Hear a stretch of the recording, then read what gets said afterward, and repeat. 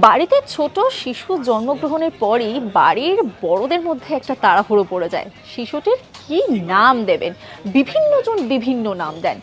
এই সোনা, রূপা বা বাবু, তার সঙ্গে পুচু, খেদি, পেচি, এরকম কত নাম হয়, তাই না? মানে মজার মজার নাম, যে নামগুলো বড় হলে কিন্তু আবার আমাদেরকে ভীষণ বিব্রত করে। আমরা তখন ভীষণ রেগে গিয়ে বলি, কেন এই নামটা দেওয়া হয়েছিল?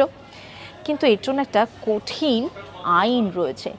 তবে সেটা এই দেশে নয়, অন্য দেশে রয়েছে, যেখানে কিন্তু আপনি কোনোভাবেই কোনো রকম ভুলভাল নাম দিতে পারবেন না।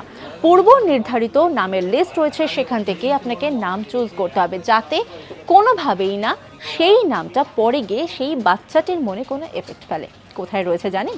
ডেনমার্কে 7,000টি নামের লিস্ট রয়েছে, সেখান থেকেই নাম ঠিক করতে হয় এবং বাচ্চার নাম দেওয়া হয়। কি শুনে অবাক হলেন? সত্যি এরকম ঘটে থাকে।